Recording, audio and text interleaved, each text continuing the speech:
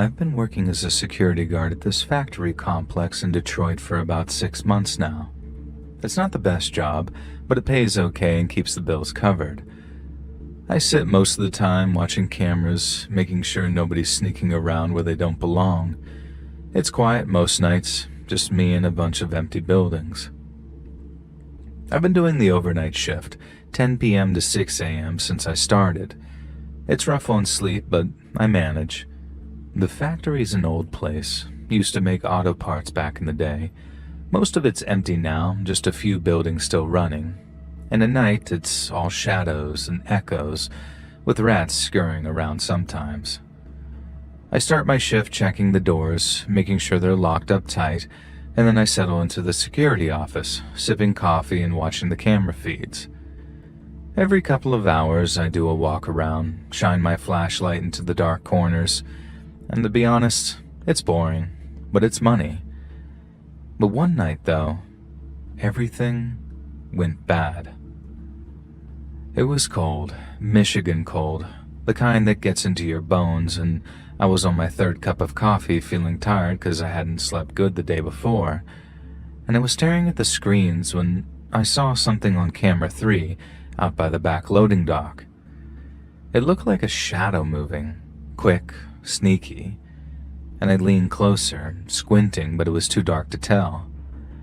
I remember thinking at first that it could have been nothing, but I saw it again, darting across the feed. And I just kind of sighed, grabbed my flashlight and my jacket and headed out.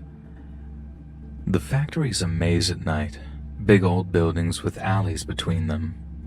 I shined my light around, checking the loading dock. The door was shut, no sign of anyone breaking in, and then I walked over to the fence and saw it was intact with no holes. I figured maybe it was just wind blowing trash around, and I was about to head back when I heard something, like a snicker, real quiet. I froze, listening hard, and then out of the shadows, they came at me. There were 4 or 5 of them, all wearing masks like Halloween or something like that, and they were younger. I could tell by how they moved, very jumpy and full of energy, like kids hyped up on sugar. One of them shoved me hard and I stumbled back, almost dropping my flashlight, and before I could even really work out what was happening, another one of them punched me in the gut so hard it knocked the wind out of me. I doubled over gasping, and then they were all on me, hitting and kicking like a pack of wild animals. I tried to fight back, even swung my flashlight at one of them, but they were too fast. Someone grabbed it and tossed it away before another kid punched me in the face, and I felt my nose crack and I could feel blood starting to come down. I could taste it in my sinuses. I tried to yell, but they kept hitting me, knocking me off my feet over and over. Someone kicked my legs out, and I went down hard, pain shooting through my knees and hands as I hit the gravel. But they didn't stop there. Kicks landed on my ribs, my back, my arms. I curled up, trying to cover my head, but it didn't do much good. The pain was everywhere, and I could hear them laughing, loud and crazy like it was some type of game.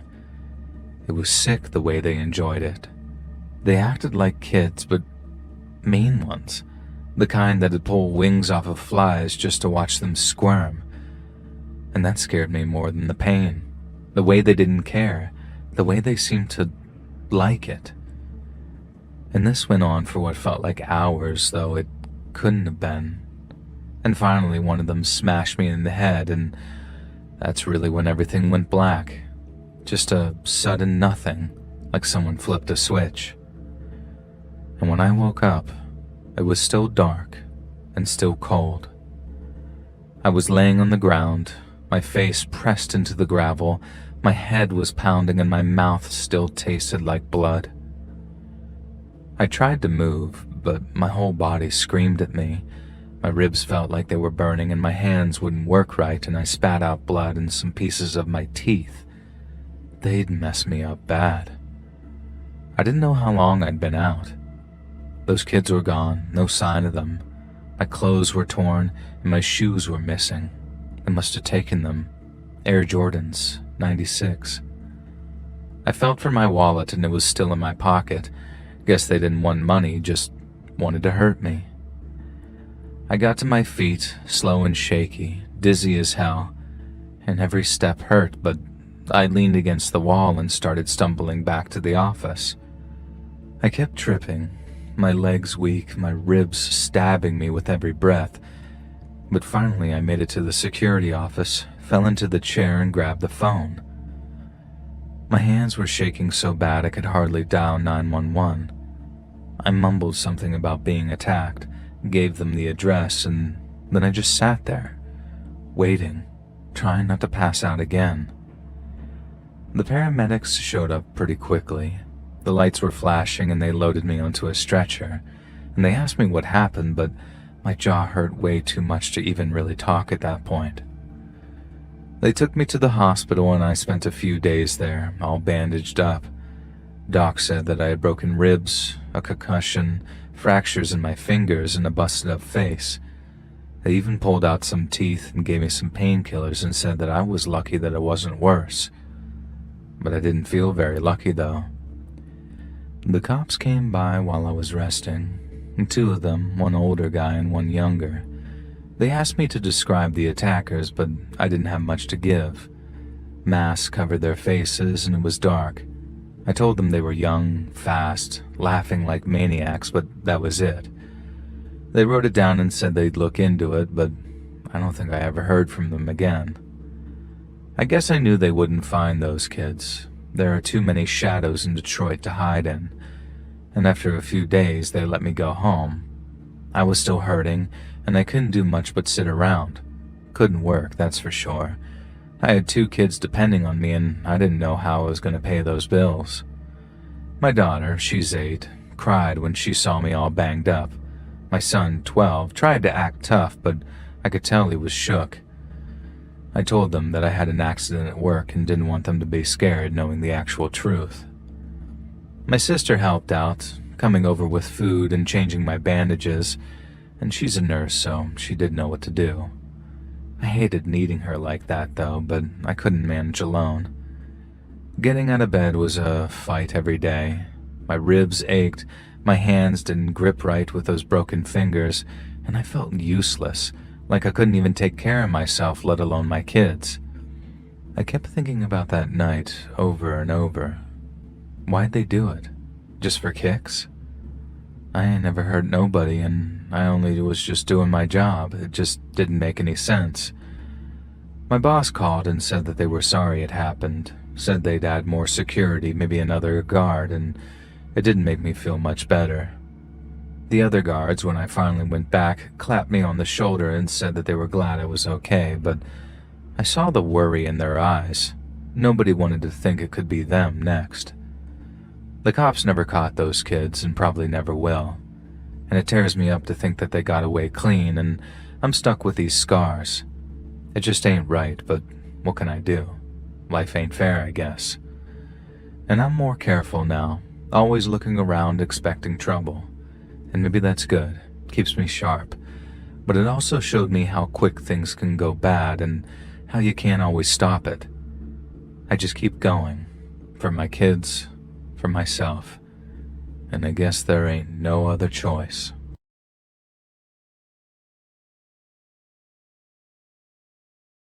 On the evening of April 26, 2013, a 25-year-old mother of one named Jessica Heeringa was working the late-night shift at the Exxon gas station on Sternberg Road in Norton Shores, Michigan.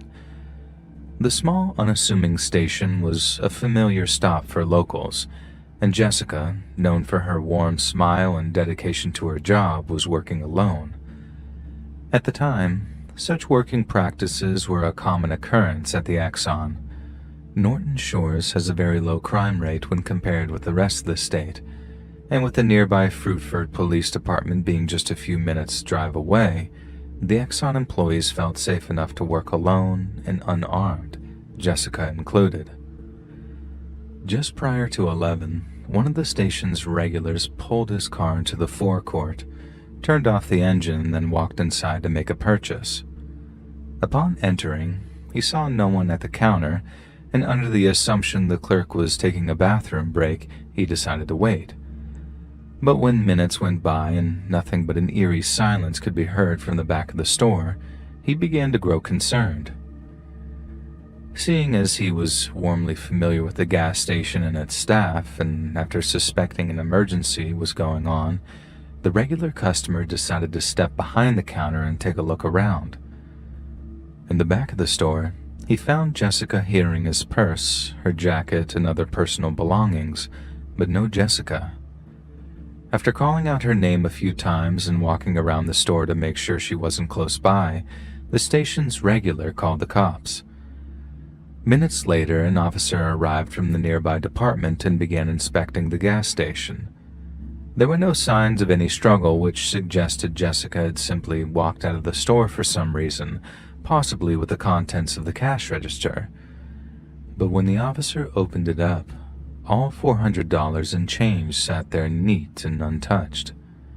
The same could be said for the station's safe, but if nothing in the store had been touched and all of Jessica's belongings had been left behind, then where was she? Jessica was more than just a gas station clerk.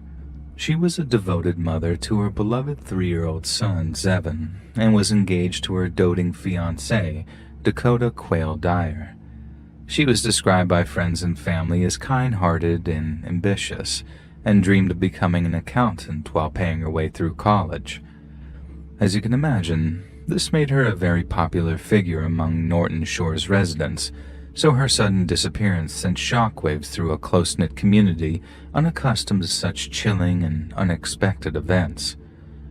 Her family, particularly her mother, Shelley Heeringa, were devastated. "I know she's out there, and I know she's waiting for us to find her," she told one local journalist. "I just want my baby back. It's like a nightmare that you don't wake up from.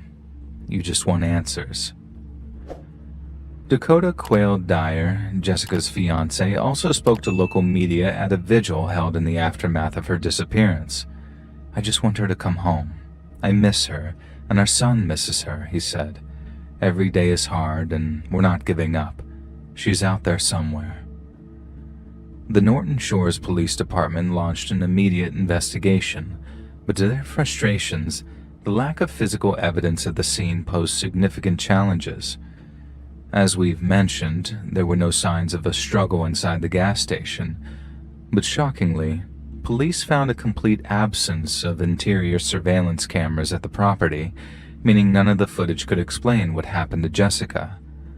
They were stunned, but when asked why they'd chosen not to cover the interior of the building, its owner said they didn't think such intense surveillance was required. Obviously, it was far too late to do anything but reprimand their naivety, but it proved a shocking level of ineptitude that made the investigation infinitely more difficult. Instead of relying on security camera footage, police turned to other methods of tracking Jessica's movements.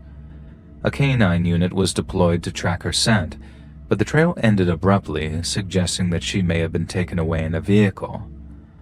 A small spot of blood was then found outside the station's back door, and when this was confirmed to be a match for Jessica, it proved a worrying indication of potentially fatal foul play. The police then conducted interviews with customers and employees alike, and were once again shocked to learn that a young female had been left to work alone and was therefore extremely vulnerable to late-night predators. With the lack of solid evidence, police prepared themselves for the difficult job ahead, but as days turned into weeks, the investigation ground to a complete standstill. Extensive searches of the surrounding area were conducted, including wooded regions and nearby lakes. But despite numerous civilian volunteers joining law enforcement in their efforts, no trace of Jessica was ever found.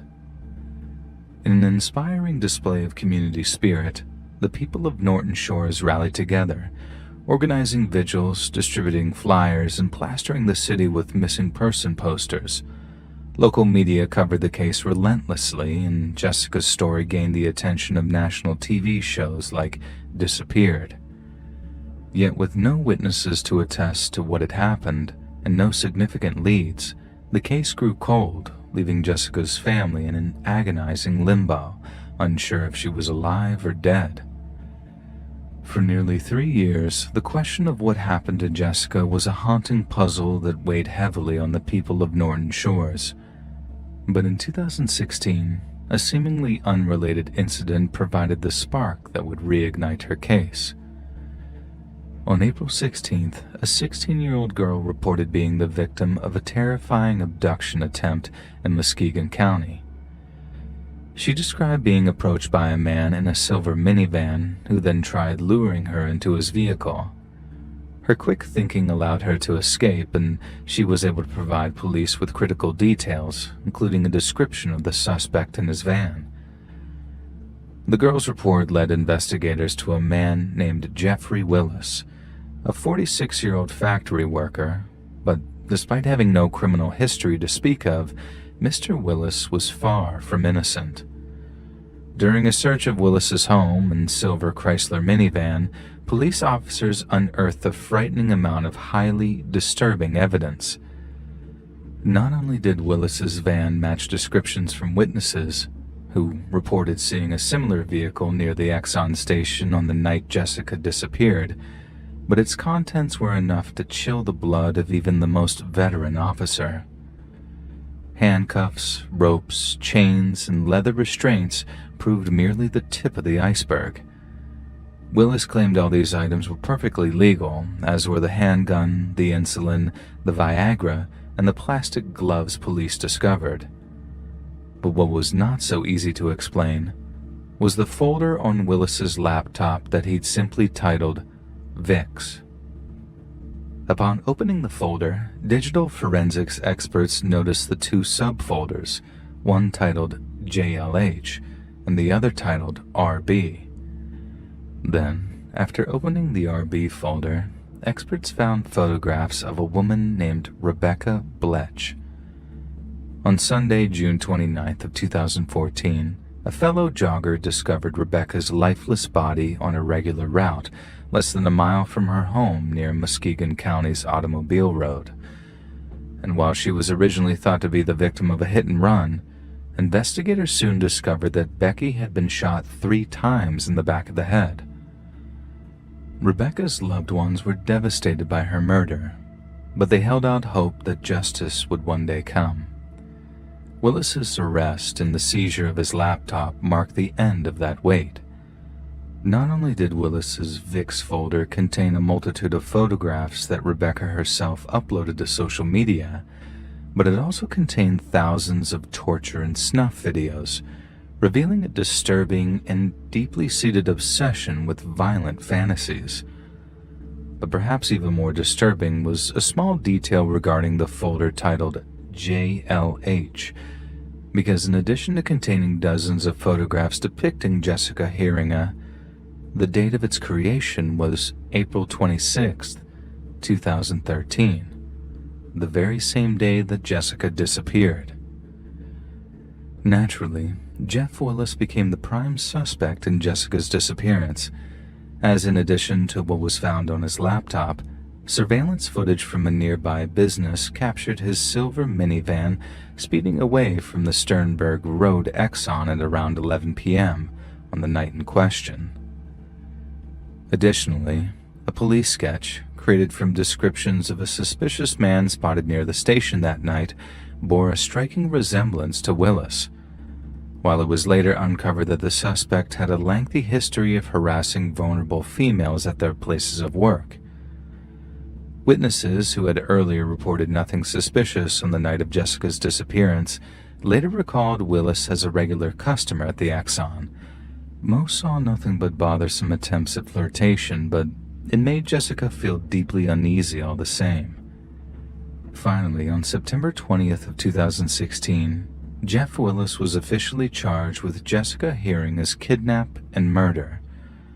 Prosecutors accused him of abducting her from the gas station before transporting her to his grandfather's vacant house.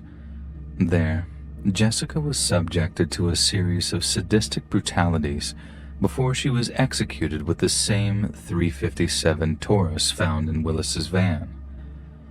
The gun's serial number was partially filed off, but forensic analysts were easily able to link it to Willis through a series of DNA tests, while the JLH file on his computer, along with the bondage equipment and snuff videos police recovered, painted a chilling picture of a monster who meticulously planned his murders. In a shocking turn of events, Willis's cousin, a former correctional officer by the name of Kevin Bloom, admitted he'd helped dispose of Jessica's body after being shown her remains in his cousin's basement. And it was Bloom's latent cooperation that proved critical to the case against his cousin. In May of 2018, Willis was tried for Jessica's murder, although it should be noted that he was already serving life without parole for his 2017 conviction for the killing of Rebecca Bletch. However, in Jessica's case, the prosecution faced a unique challenge. Since Jessica's body has never been found, it became a no-body murder case, which legal experts everywhere agree are notoriously difficult to prove. But at least the sheer volume of circumstantial evidence was positively overwhelming. Willis's silver minivan, his VIX folder, along with the surveillance footage and witness testimony, all pointed to his irrefutable guilt. But on top of that, one of Willis's coworkers testified that he actually boasted of his knowledge of corpse disposal following a lengthy period of research, something the jury found very damning indeed.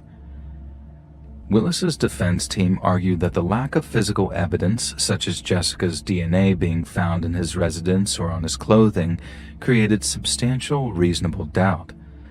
They also suggested alternative theories to explain Jessica's disappearance, including the possibility that she'd vanished voluntarily due to dissatisfaction with her job and relationships.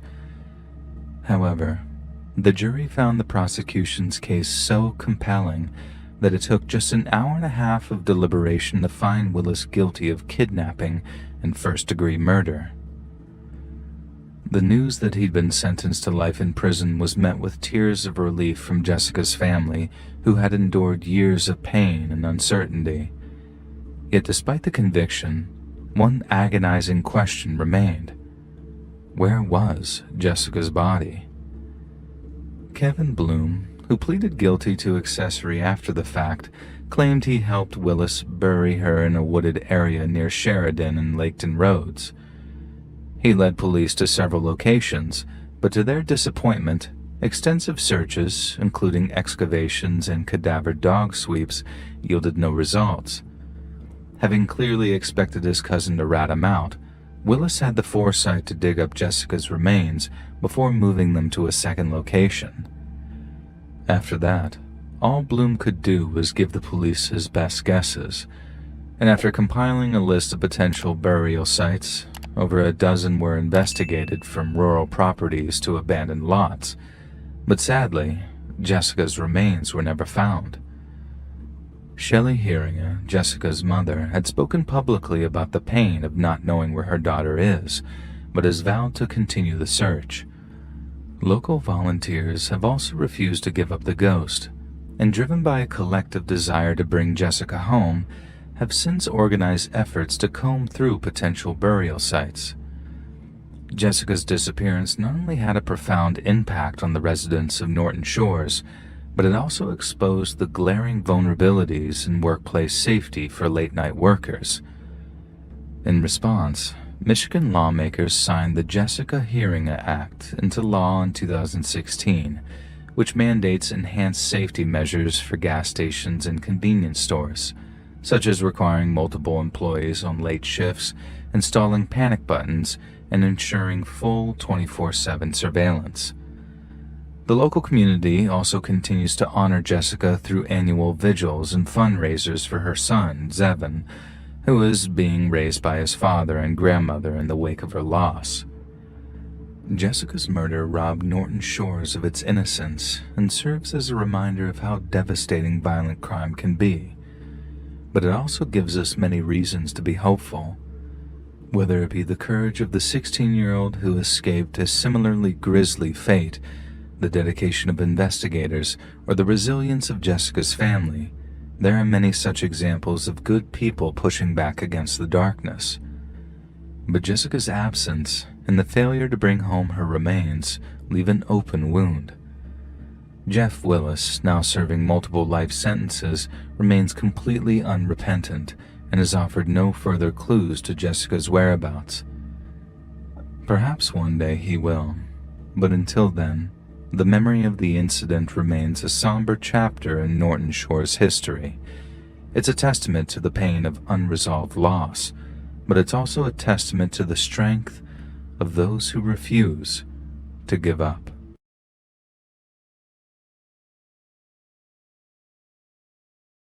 I used to be the area manager for a small chain of late-night diners here in Minnesota, and of all the strange incidents in my career, this was the most frightening.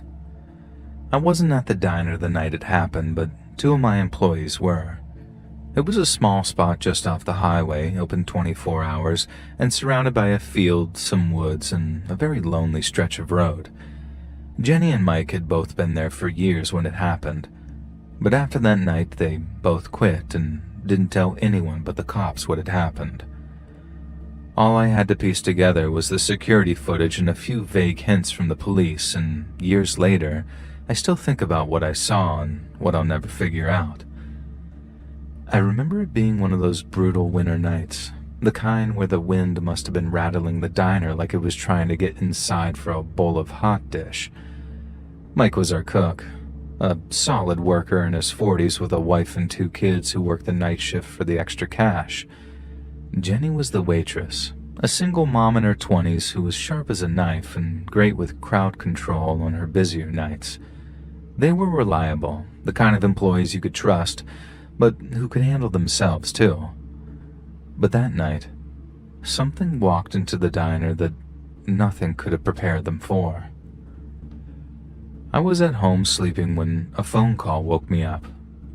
The moment they said it was the police, it was like half a dozen espressos hit me all at once, and I listened as they said there had been an incident at the diner and how they needed access to the office so they could review the security tape. They didn't elaborate. They just said that it was bad and that Mike and Jenny were involved. I dragged myself out of bed and my stomach was all knotted up with worry, and then I drove through the snow with my head spinning with questions. Was it a robbery? 2 groups of drunk customers who had started a brawl? Or was it something more serious? By the time I got there, I had a whole bunch of different theories already laid out, but what I saw on that tape was something a whole lot worse than anything I'd expected.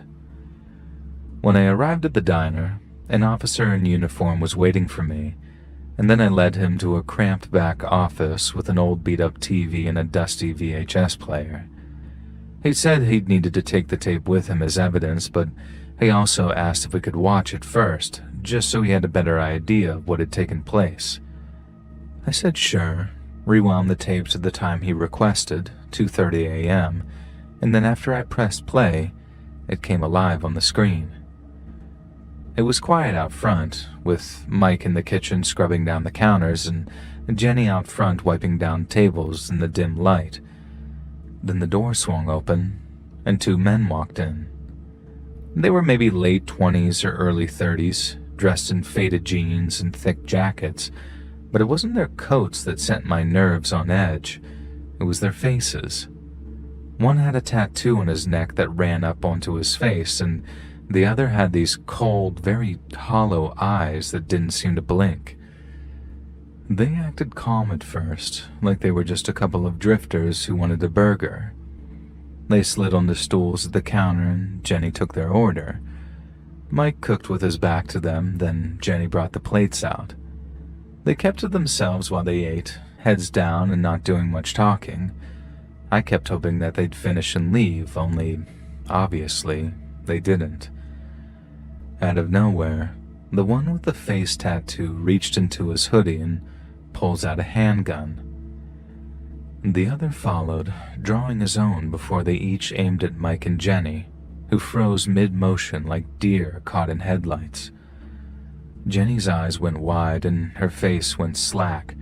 Her mouth was wide open like a scream was just stuck in her throat. Mike's hands jerked up, trembling so bad that I could even see it in that terrible footage. And the two men didn't rush. With their guns, they motioned for Mike and Jenny to come out from behind the counter. They stumbled forward on shaky legs, with Jenny clutching the edge of the counter for a second before letting go. The two men then herded them to the back toward the walk-in fridge, and I figured they'd lock them inside before raiding the register and the safe. But instead, after shoving Mike and Jenny inside, they stepped in after them and pulled the heavy door shut behind them. The camera stayed on that closed door, and it stayed closed for 5, then 10, then 20 solid minutes, and I had to fast forward the tape a bunch of times, starting and stopping, but still the door stayed closed as my mind started to tick over, asking questions like, why go inside with them? And what the hell are they doing in there?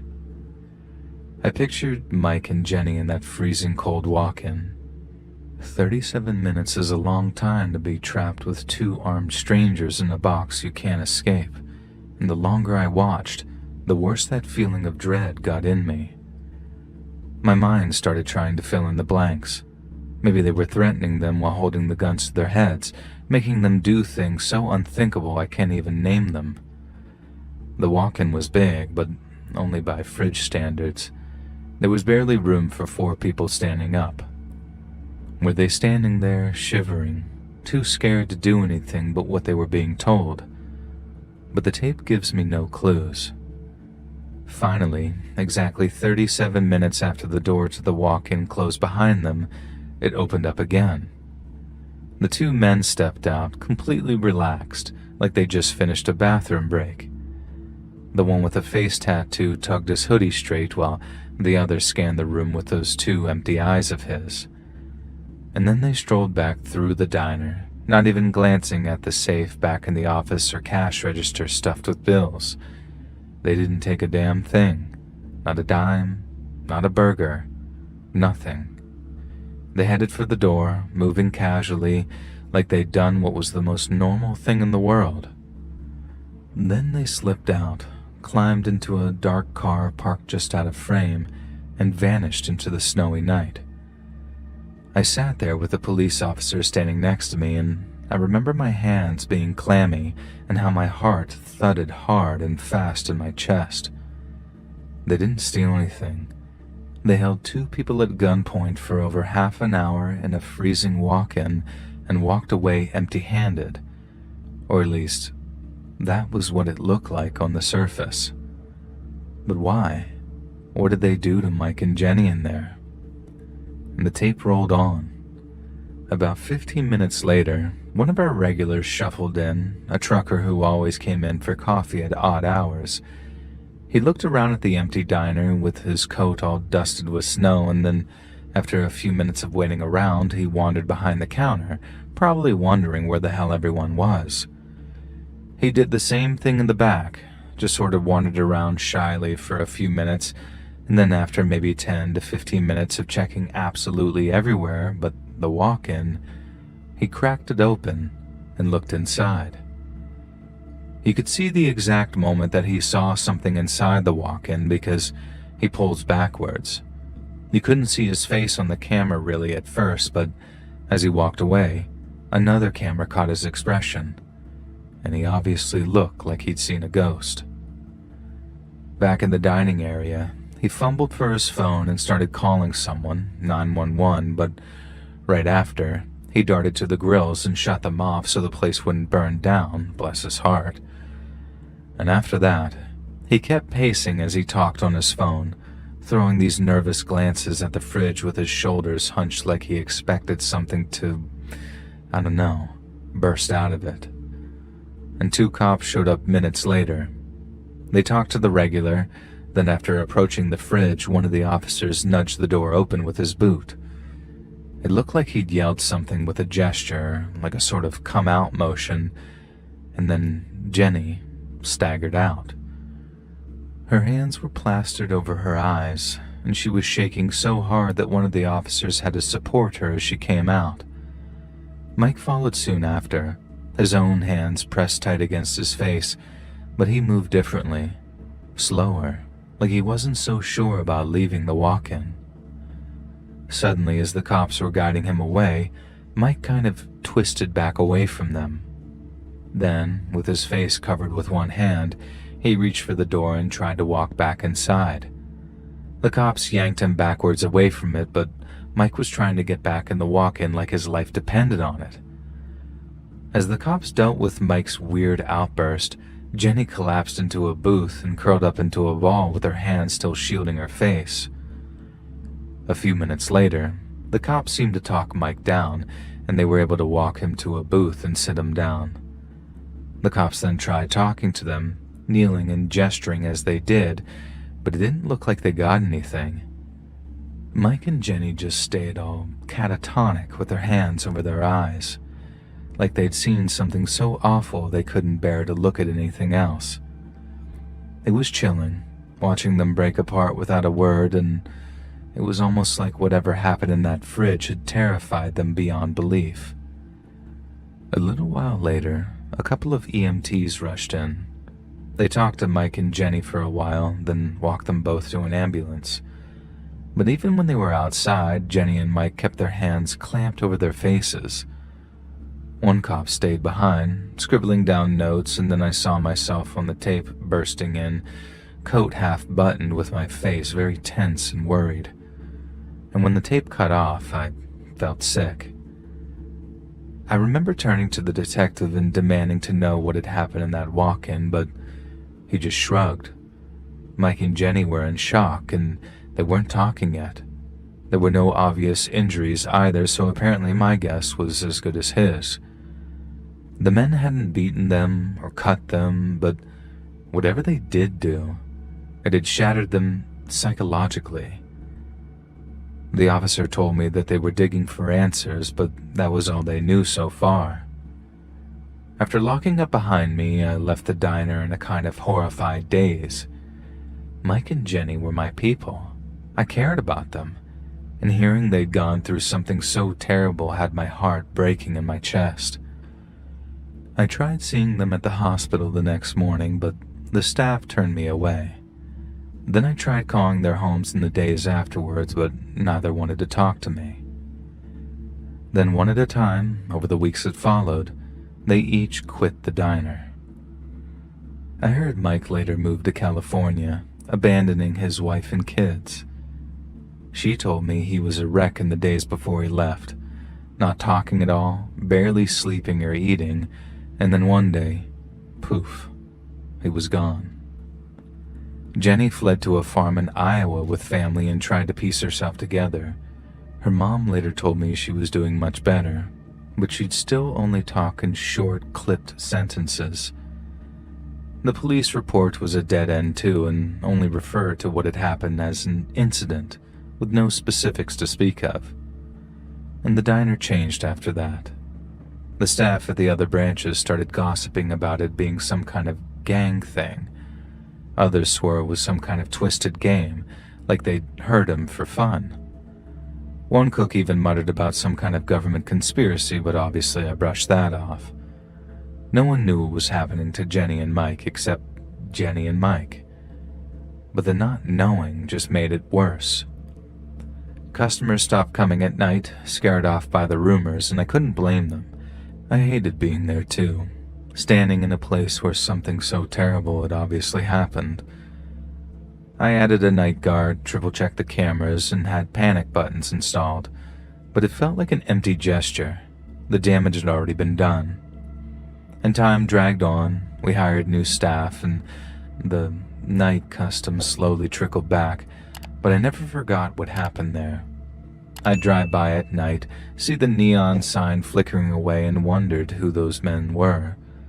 Sometimes I'd watch that tape back on my home computer and let those 37 minutes just roll by. And sometimes it went fast, and other times it felt like an eternity. Were they still out there, planning something else? And what was it they did in the first place that broke Mike and Jenny so badly? Eventually, I stopped watching the tape and taught myself to stop asking questions too, because these days, I feel like I'm better off not knowing.